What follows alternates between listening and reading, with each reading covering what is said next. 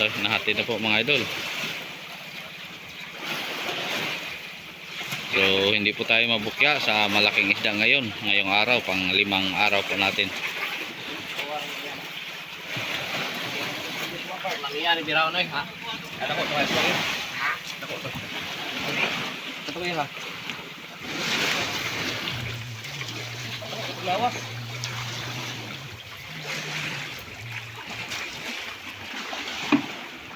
Ayaw ihulog yun na patong sa Japon. Ah. Okay.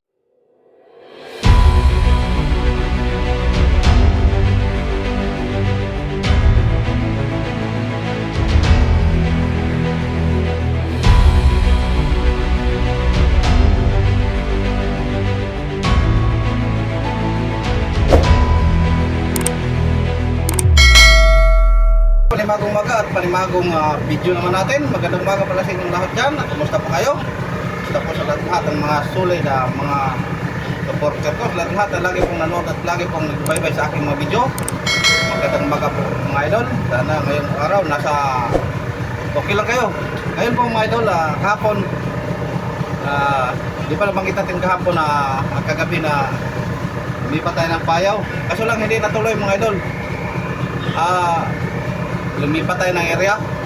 Hindi ako nakatuloy, siguro mamaya pa dahil yung payaw na aming tinalian kapon, nila yun ang mayari. Kaso lang mga service boat ko nag-iwan pala ng flasher doon sa mga payaw, kaya nagpanod-anod lang ako. Ayun, nilabuhan ko, pinuntahan ko sila. Mamaya pag uwi lang lahat, tuloy na po ito sa paglipat ng ibang area. So, andito na sila, nagsiakyata na. I-update po natin mga idol sila. So, ayun po ang huli ni Idol Clyde. Yan, pugi.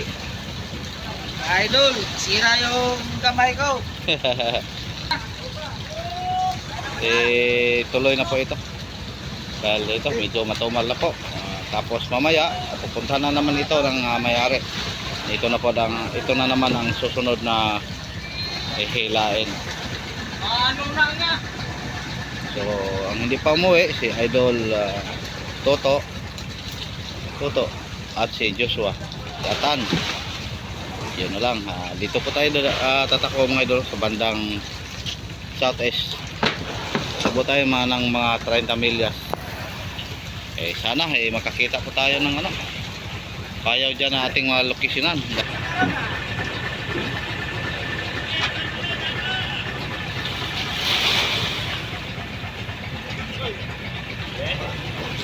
Yun, dalawang banyera ang kinuha ni parang so kaya kasi dalawang banyera ang kinuha.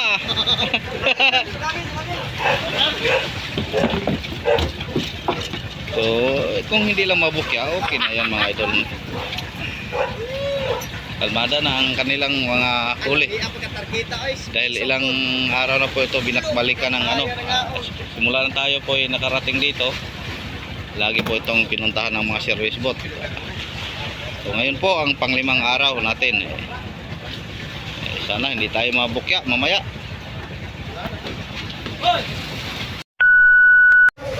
Ngayon po mga idol, ang ating oras alas 12 city po ng tanghali. Dito na po tayo sa payaw ng ating nilipatan. Salpo ito mga idol, tinatawag ng area ng Hilonggo sa Loto 84. Ayun, ang ating mga kabataan nagbira-bira, so nagundak-undak. So ayun, si Idol Erwin at si Bat. So good size na po ang isda dito mga idol, dahil yung unang laot pa namin hindi ito nagalaw sa may-ari dahil umuwi ang may-ari nito. Tapos ang nagpaiwan dito sa laot yung mga light boat na lang nila. Tinawagan po tayo na papuntahin dito.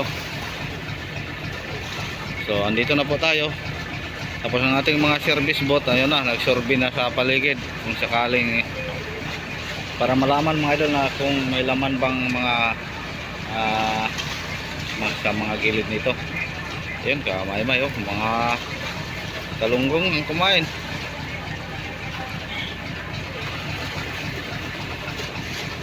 So ganun pa rin ang kanilang laro. Undak-undak, bera-bera.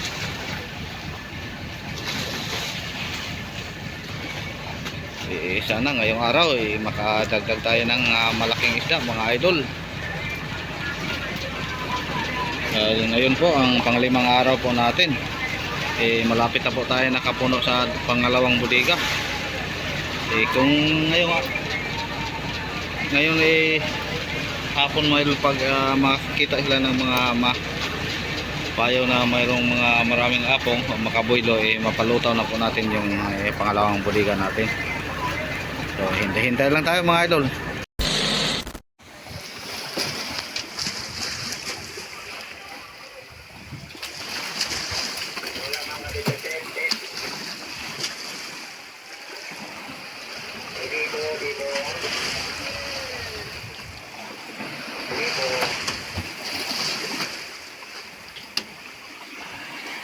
So time check natin mga idol, alas 2:35 po ng hapon.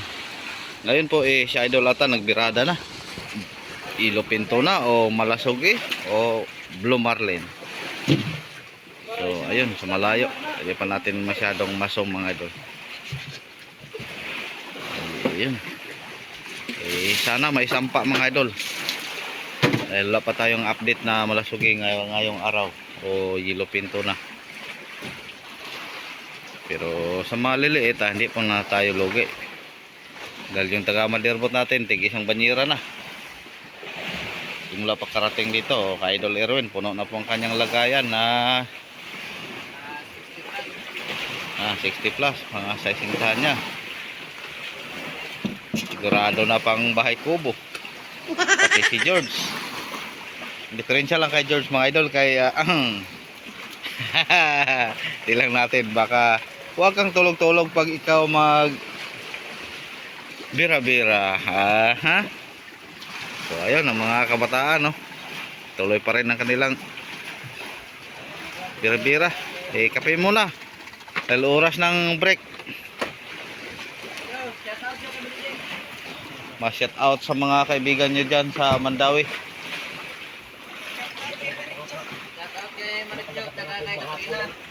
Shout out daw kay Idol Maricho at kay Helgida. Katrina. Halili. So shout out nyo sa lahat dyan mga idol. So hintay na lang po natin mga idol na lumapit si Idol Atan dito. Umuwi na service boat galing dayo si Idol Gare mga idol. Yan, parang kargado po. Yan. Loaded siguro, thank you. Parang may blessing na dala. Kahit maliliit lang, hindi naman masyadong maliit, mga good size naman ang ating mga yellowfin. Yun nga ay tuna pala mga idol. Yan, binatuta na.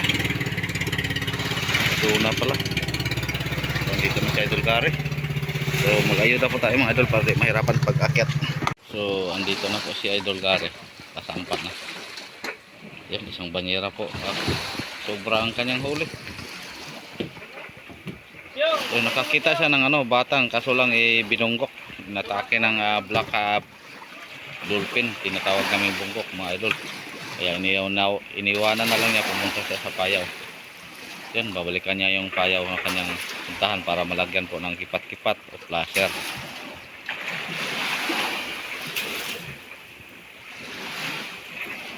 So yung tuna ni Idol Atan hindi pa nahatid. I-update lang natin pag hatid dito mga idol. Nahatid na po mga idol. So hindi po tayo mabukya sa malaking isda ngayong araw, pang 5 araw po natin. Langian ni biraw noy ha. Ada ko tuwa lagi. Ha? Dako to. Tuloy ha. Lawas.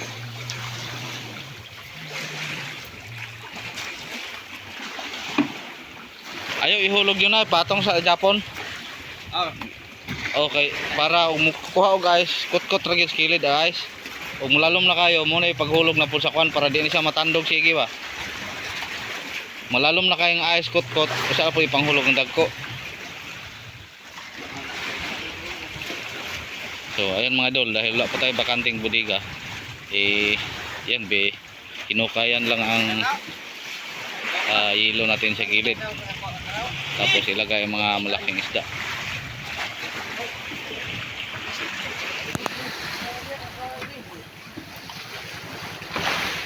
Okay. Oops, hulog balik.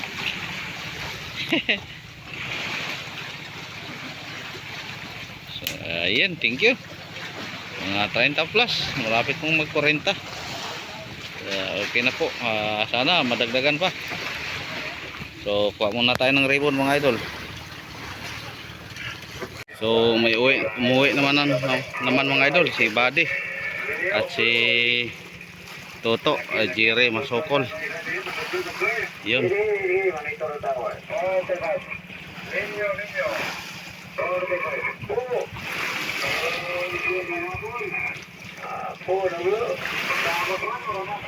So Toto muna ating unang i-update.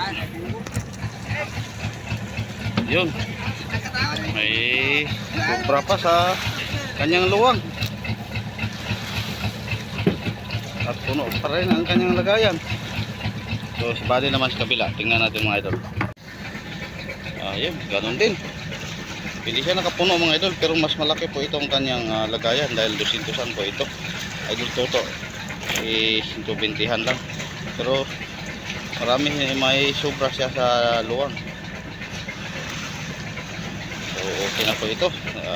Tapos may oras pa, pwede pang balikan ang payaw mga idol dahil malapit lang daw. Nako, nakaabante pala to. Neutral muna natin, hindi tayo mag-ayuda dahil okay ang dagat dahil linaw mga idol. So kanina ang unang umuwi si Joshua, tapos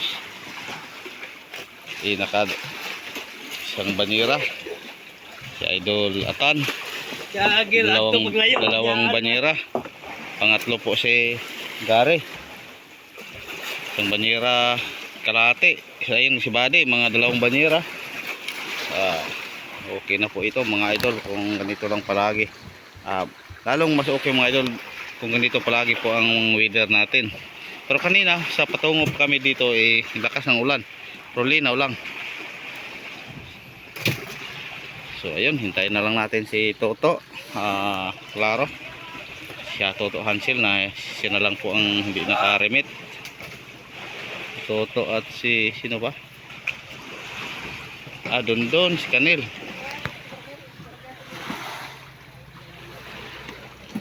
A few moments later. So tali muna tayo sa payaw mga idol dahil mayroong black dolphin na naman yung bunggok. Sumama sa kanila siguro sa service boat dahil doon sa payaw yan na nakunalan ni Toto o Kulungo, Toto Jire, may bunggok daw kaya sila umuwi. Andito na, sumama siguro pero dalawa lang. Sana hindi dumami para hindi po mawala tong mga apong sa payaw. So tali muna tayo para hindi sila makasibad ang ating mga sibad sa bira-bira. So may papauwi na naman na service boat si Idol B-Boy. Ayun.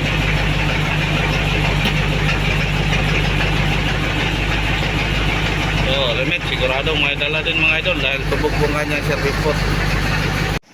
So ayun, mayroon na namang parang helicopter wala. So busy na naman ang mga icer natin at mga headlaser.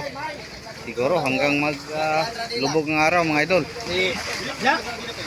Dahil sunod-sunod po ang akyatan sa service boat. Idol B-Boy hindi pa na-diskarga.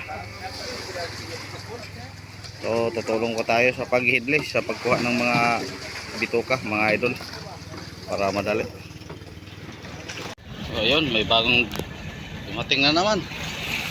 Ito to Hansel. Ayun, puno po ang lagayan. Ang kanya pong lagayan mga idol, may extension yan, 120han pero nilagyan ng extension sa taas. Kaya yun, ang labas ng mga buntot kaso lang walang pants.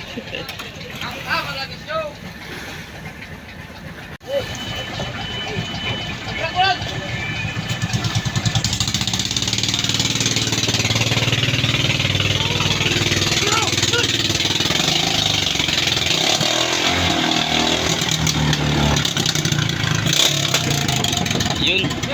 Yan, galing.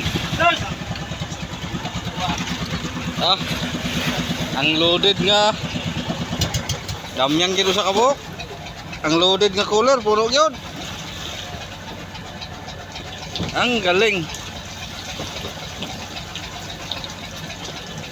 Sino tagay hawas okay? Balik ko.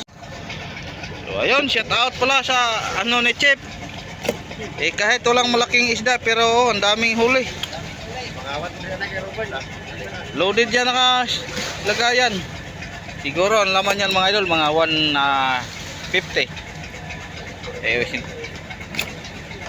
Pero mas medyo halo-halong maliit ang imong huli, Chip.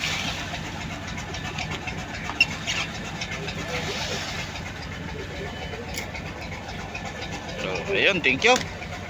Ang hindi mo si hindi nakaremit ngayong hapon mga idol, si Idol Jackie na lang, tapos si Gilo. Ay, 4 pala na service foot pa hindi. Gilo, Canel, London, 5 si Hadoy Clyde. Ang iba nakaremit na tapos bumalik na sila. Naka konti na huli nila isang banyerat kalahati. Halos tag 2 banyera. Kay Toto Jerry lang ang naka 3 banyera kanina. Ito mga 3 banyera din ito mga idol. Banyera. So si Bayaw ayan nag-hit na din sa iyong kanyang huli. Yan malapit kong puno.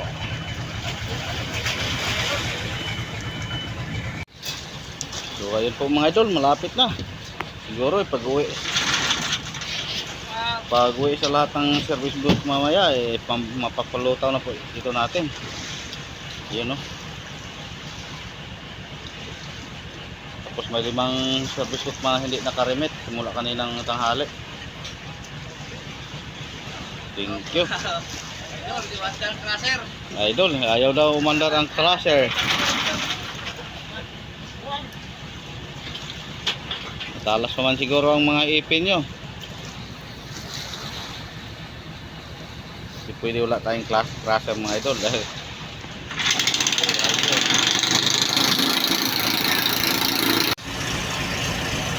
so ayun mga idol, mayroon na namang umuwi sa service boat si Idol Gilo. Ayun, so 4 na lang po ang hindi nakaremit. Si Saloy, si Clyde, si Canel at si Dondon. Yan. So thank you. May fishing po tayo ngayon mga idol. So time check ulit natin mga idol, alas 5:19 po ng hapon. Ayun, kumalma po ang sipad sa Bira-Bira. Simula na kanina na dumating dito ang bunggok o black dolphin. So ayun, nagpolo na sila, wala nang sipad mga idol.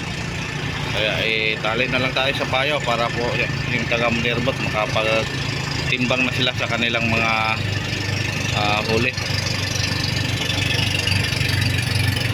So ang ganda ng panahon mga idol, thank you Lord, binigyan po tayo ng linaw na panahon, no? Pero medyo makulimlim ang paligid, pero sana hindi yan bibigay yung mga ulap-ulap mga idol para buti po ang ating pangisda. At siyempre yung taga service boat natin hindi din mahirapan sa pagdayo-dayo. Alam ko naman na alam niyo naman na ako ay taga service boat din. Ramdam ko kung anong sitwasyon kung muhangin-hangin at maalon. So kung ganito ang panahon, malayo po kami maabutan taga service boat at makahanap din kami ng mga payaw na medyo madistansya. So ayun mga idol, update lang tayo muli mamaya. So ayun po na nga mga idol, nakatali na po tayo balik. Ayun. So pangsamantalang babay muna tayo mga idol. Bukas naman tayo update. Hindi na lang natin hintayin yung dumayo na umuwi. Na i-update po natin. Bukas na lang ng umaga.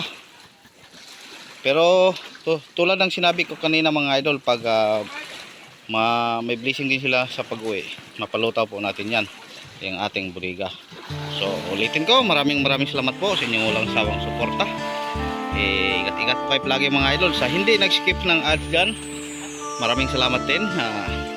Napakalaking tulong na po ito sa akin mga idol. At sa hindi pa po nakasubscribe, subscribe na po kayo mga idol. Alam ko sa tulong nyo dadami po ang aking supporter.